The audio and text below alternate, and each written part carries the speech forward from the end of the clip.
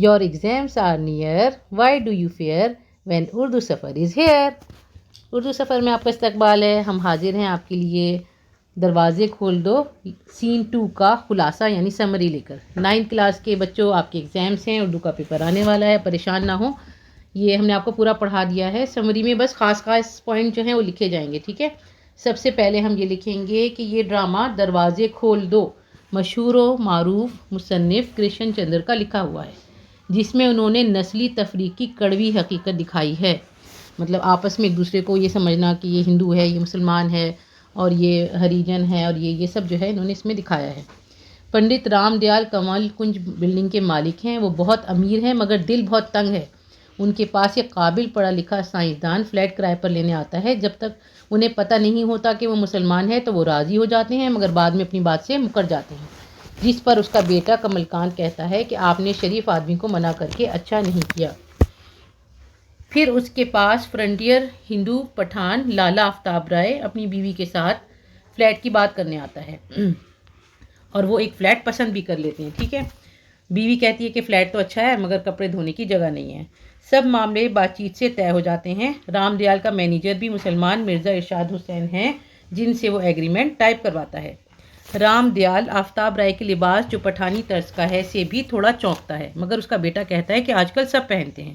اس کے بعد رام دیال شرطیں بتاتا ہے کہ میرے فلیٹ میں انڈا مچھلی گوشت نہیں کھایا جائے گا, قوالی مجرا کچھ نہیں ہوگا.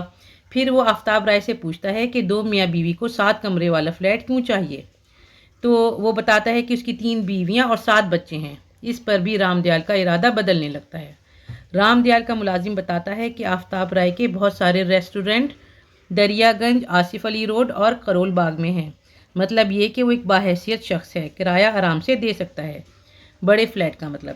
آفتاب رائے کی بات چیت سے پتہ چلتا ہے کہ وہ سب طرح کے کھانے یعنی انڈا مچھلی گوشت اور قوالی وغیرہ کا شوقین ہے.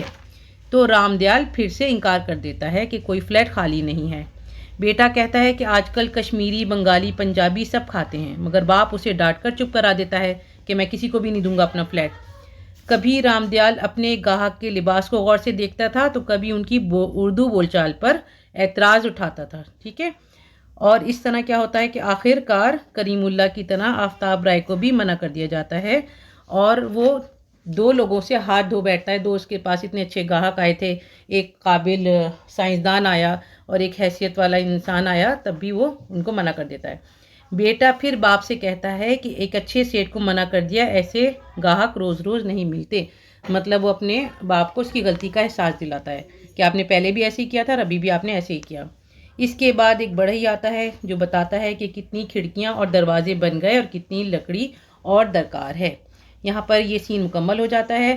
اب آپ اس کو لکھ لیجئے, یاد کر لیجئے, اور اچھے نمبر لا کر اردو سفر کے زینے پر چڑھتے جائیے, چڑھتے جائیے, چڑھتے جائیے. اردو سفر کو زیادہ سے زیادہ لائک شیئر اینڈ سبسکرائب کریے.